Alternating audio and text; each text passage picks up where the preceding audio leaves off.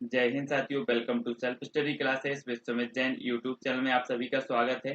दोस्तों, बाल विकास की हमारी रोज क्लास होती है, उसी में आपका ये अगला वीडियो है। महत्वपूर्ण हम टॉप प्रश्नों पर चर्चा करते हैं रोज, तो सभी लोग जुड़े रहें, वीडियो को लाइक करें और चैनल को सब्सक्राइब जरूर करें। इंस्टाग्राम से जुड़ने के लिए आपको Sumit Jain self study classes search करना है।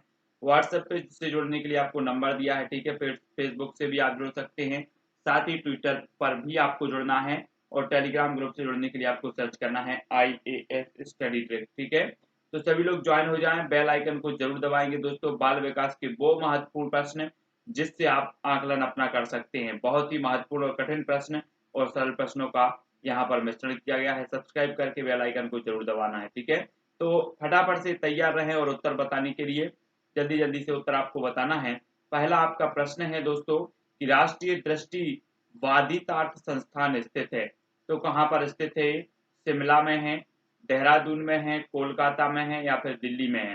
राष्ट्रीय दृष्टि बाधितार्थ संस्थान कहाँ पर है? प्रश्न क्रमांक 1 का उत्तर कमेंट में लिखें।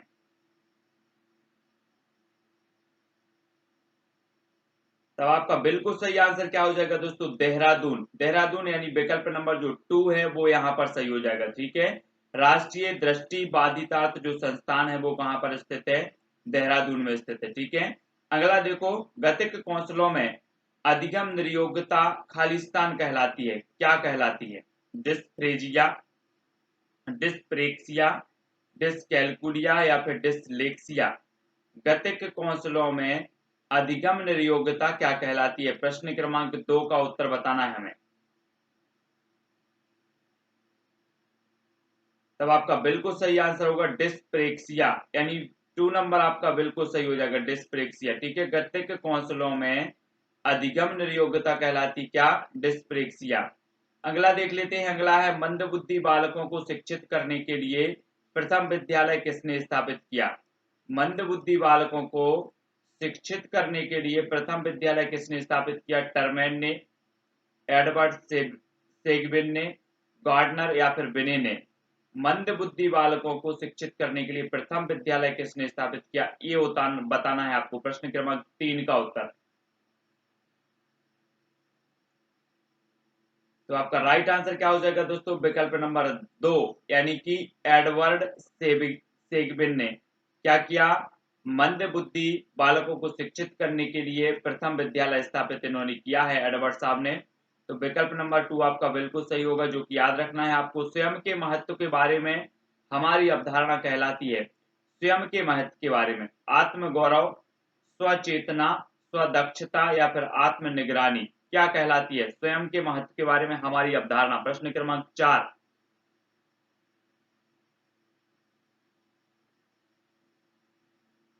तब प्रश्न क्रमांक 4 का आपका उत्तर होगा दोस्तों आत्म गौरव, यानी कि जो विकल्प नंबर 1 है वो आपका बिल्कुल सही हो जाएगा। स्वयं के महत्व के बारे में हमारी जो अवधारणा कहलाती है वो क्या कहलाती है? आत्म गौरव, ठीक है। अगला क्वेश्चन देख लेते हैं। डिसलेक्सिया मुख्य रूप से खालिस्तान की समस्या से संबंधित है। सुनने की समस्या से, पढ़ने की समस्या से, बोलने की समस्या, बोलने और सुनने की समस्या? डिसलेक्सिया मुख्य रूप से खालिस्तान की समस्या से संबंधित है। प्रश्न क्रमांक 5। तो आपने बिल्कुल और राइट कमेंट बताया है, पढ़ने की समस्या। डिसलेक्सिया किससे संबंधित है? पढ़ने की समस्या से संबंधित है। प्रश्न क्रमांक 5 का उत्तर हो जाएगा विकल्प नंबर 2। अगला देख लेते हैं, कविता को याद करने में प्रयुक्त विधि को कहा जाता है, क्या कहा जाता है? बड़े पैमाने का अधिगम, वितरित शिक्षा, क्रमिक संस्मरण या फिर युग्मित सहयोगी अधिगम? कविता को याद करने में प्रयुक्त विधि को कहा जाता है। प्रश्न क्रमांक 6। तो आपका बिल्कुल राइट आंसर होगा क्रमिक संस्मरण, यानी कि जो विकल्प नंबर आपका 3 है वो सही हो जाएगा। क्रमिक संस्मरण क्या कहलाता है? कविता को याद करने में प्रयुक्त विधि को कहा जाता है क्रमिक संस्मरण, विकल्प नंबर 3। अगला देख लो, एक व्यक्ति जिसमें प्रेरक उपलब्धि की कमी है, प्रेरक उपलब्धि की कमी वह प्रदर्शित करेगा आत्म आश्वासन, निराशावाद, सकारात्मक दृष्टिकोण या फिर व्यवहारवाद? एक व्यक्ति है और उस व्यक्ति में प्रेरक उपलब्धि की कमी है, तो वह क्या प्रदर्शित करेगा निम्न में से? प्रश्न क्रमांक 7 का उत्तर बताना है। तो आपका बिल्कुल सही आंसर होगा दोस्तों निराशावाद। निराशावाद यानी विकल्प नंबर जो 2 है वो आपका बिल्कुल सही हो जाएगा। ठीक है, अगला देख लेते हैं। मोहन गणित में कमजोर छात्र है, निम्न में से कौन सा परीक्षण उपरोक्त कथन का सर्वोत्तम समर्थन करता है? मोहन गणित में कमजोर छात्र है, निम्न में से कौन सा परीक्षण उपरोक्त कथन का सर्वोत्तम समर्थन करता है? बुद्धि परीक्षण, अभिवृत्ति परीक्षण, उपलब्धि परीक्षण या फिर कौशल आधारित परीक्षण? कौन सा परीक्षण है जो उपरोक्त कथन का सर्वोत्तम समर्थन करता है? प्रश्न क्रमांक 8।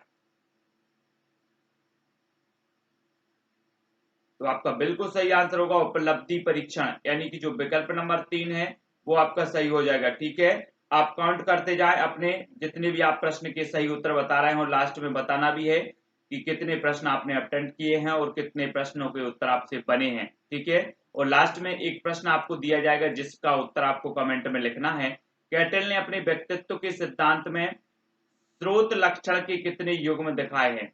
कितने दिखाए हैं? 16, 32, 14 या फिर 22? प्रश्न क्रमांक 9।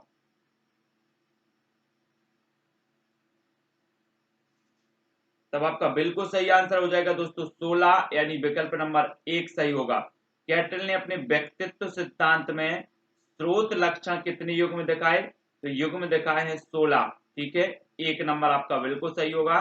शिक्षक पात्रता परीक्षण किस प्रकार के परीक्षण का एक उदाहरण? जी हाँ दोस्तों, अगर आप शिक्षक पात्रता परीक्षण का पेपर दे रहे हैं तो आपको पता होनी चाहिए कि ये किस प्रकार का एक परीक्षण होगा। परीक्षण का उदाहरण है तो अभियोग्यता परीक्षण का, सृजनशीलता का, बुद्धि का या फिर व्यक्तित्व का? प्रश्न क्रमांक 10 का उत्तर जल्दी से कमेंट में लिखें।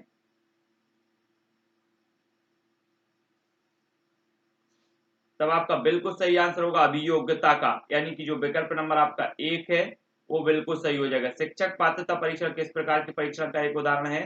तो अभियोग्यता का। ठीक है, अगला प्रश्न देखो। किसी भाषा में अर्थ को दर्शाने वाली सबसे छोटी इकाई को खालिस्तान कहा जाता है? किसी भाषा में अर्थ को दर्शाने वाली सबसे छोटी इकाई को कहा जाता है स्वनिम, वाक्य विन्यास, शब्द या फिर रूपिम? क्या कहा जाता है? प्रश्न क्रमांक 11 का उत्तर बताना है। अर्थ को दर्शाने वाला यहाँ पर कहा, किसी भाषा में अर्थ को दर्शाने वाली सबसे छोटी इकाई को कहा जाता है। तो आपका बिल्कुल सही आंसर होगा रूपिम। रूपिम यानी कि शब्द, है ना। अर्थ को प्रदर्शित करने वाली सबसे छोटी इकाई क्या है? शब्द है, यानी कि रूपिम है। 4 नंबर आपका बिल्कुल सही हो जाएगा। ठीक है, निम्नलिखित में कौन स्मृति की प्रक्रिया का हिस्सा नहीं है? तो स्मृति की प्रक्रिया का हिस्सा नहीं है बताना है। भंडारण नहीं है, पुनः प्राप्ति, इनकोडिंग या फिर प्रेरणा? स्मृति की प्रक्रिया का हिस्सा कौन सा नहीं है? प्रश्न क्रमांक 12।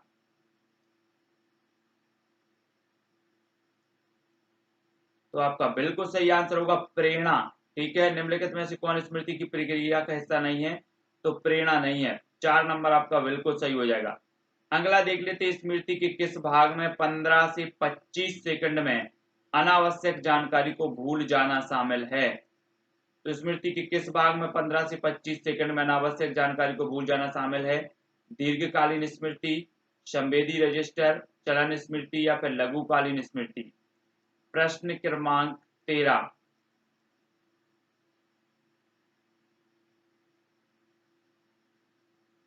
तो आपका बिल्कुल सही आंसर होगा लघुकालीन स्मृति, यानी कि 15 से 25 सेकंड में अनावश्यक जानकारी को भूल जाना शामिल है। तो कौन सी स्मृति में है? लघुकालीन स्मृति, यानी कि विकल्प नंबर 4 आपका बिल्कुल सही हो जाएगा। अगला देख लेते हैं दोस्तों। निगमनात्मक विधि इस प्रकार की होती है। आपने आगमन और निगमन विधि पढ़ी है, तो निगमनात्मक विधि किस प्रकार की होती है? उदाहरण से दृष्टांतों की ओर, नियमों से अवलोकन की ओर, सामान्यीकरण से विनिर्देशों की ओर या फिर अवलोकन से उदाहरण की ओर? प्रश्न क्रमांक 14 का उत्तर।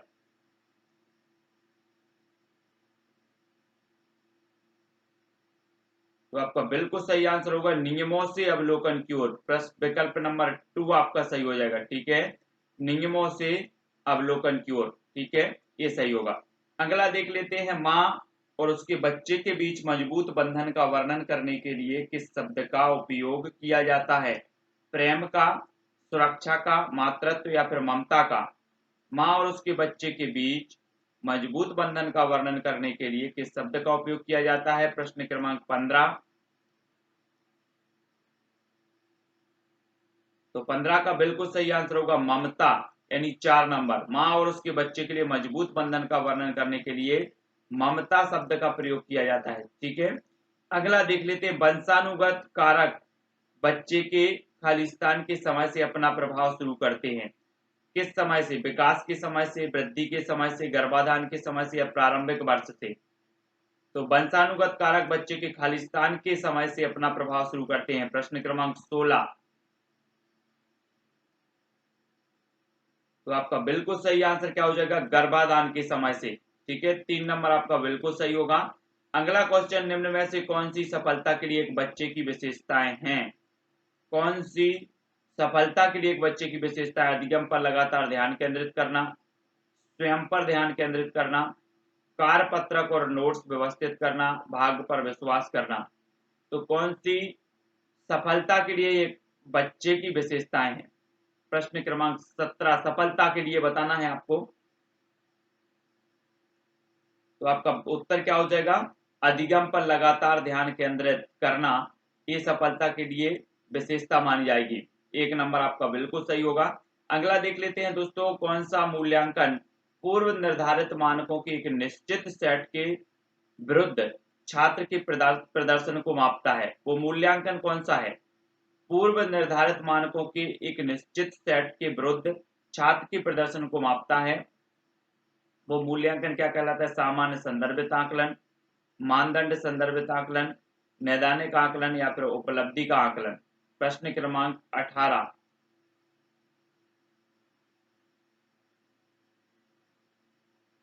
तब आपका बिल्कुल सही आंसर होगा मानदंड संदर्भित आकलन, यानी कि जो विकल्प नंबर 2 है वो बिल्कुल सही होगा यहाँ पर। अगला क्वेश्चन देख लेते हैं, किस प्रकार के बच्चों की शिक्षा हेतु सांकेतिक भाषा का प्रयोग किया जाता है? मंदबुद्धि बच्चों की, दृष्टि दोष युक्त बच्चों की, मूक बधिर बच्चों की, या इनमें से कोई नहीं? किस प्रकार के बच्चों की शिक्षा हेतु सांकेतिक भाषा का प्रयोग किया जाता है? प्रश्न क्रमांक 19। तो आपका बिल्कुल सही आंसर होगा मूक बधिर। मूक बधिर यानी कि विकल्प नंबर 3, मूक बधिर बच्चों की शिक्षा के लिए सांकेतिक भाषा का प्रयोग किया जाता है। याद कर लेना, महत्वपूर्ण है। अगला देखो, एक बालक जो शारीरिक दोषों से ग्रस्त है उसमें उत्पन्न होती हैं क्या? संवेगात्मक स्थिरता, अच्छी आदतें, मिथ्याभिमान, या फिर हीनता की भावना। प्रश्न क्रमांक 20 का उत्तर सही आना चाहिए आपका। तब आपका बिल्कुल सही आंसर होगा हीनता की भावना, यानी 4 नंबर सही हो जाएगा। ठीक है, एक बालक जो शारीरिक दोषों से ग्रस्त है उसमें उत्पन्न होती है हीनता की भावना। 4 नंबर आपका सही हो जाएगा। दोस्तों 20 प्रश्न आपने अटेंड किए हैं, 20 में से कितने किए हैं जल्दी से कमेंट में लिखें। और साथियों, आपको एक प्रश्न का उत्तर कमेंट में लिखना है कि डिस्ग्राफिया मुख्यतः किस कठिनाई से जुड़ा है? डिस्ग्राफिया पठन की, लिखने की, चित्रकला करने की, या फिर सुनने की। ये 4 विकल्प हैं, उत्तर आपका कमेंट में होना चाहिए। सभी लोग बताएंगे जितने भी साथी देख रहे हैं, डिस्ग्राफिया मुख्यतः किस कठिनाई से जुड़ा हुआ है? प्रश्न क्रमांक 21। और दोस्तों आपको लाइक कर देना है वीडियो को, है ना? सभी लोग एमपी टेट वाले, रीट सीटीटी एग्जाम वाले, सभी के लिए बहुत ही महत्वपूर्ण है। वीडियो के आपने प्रश्न अटेंड किए हैं, आपको कितने नंबर मिले हैं, कितने सही किए हैं, वो जल्दी से आपको कमेंट में जरूर लिखना है और उत्तर जरूर बताना है प्रश्न का। ठीक है, इंस्टाग्राम से भी जुड़ जाना है, फेसबुक से सुमित जैन सर्च करना है, व्हाट्सएप से, टेलीग्राम और ट्विटर से जरूर जुड़ना है। ठीक है, एमपी टेट एग्जाम की तैयारी कर रहे हैं, जो रीट की कर रहे हैं, CTET exam, UP TET, super TET आदि की तैयारी कर रहे हैं, उनके लिए विशेषकर बहुत ही महत्वपूर्ण वीडियो है। वीडियो को लाइक करें, शेयर करें। आज के वीडियो के लिए बस इतना ही। जय हिंद।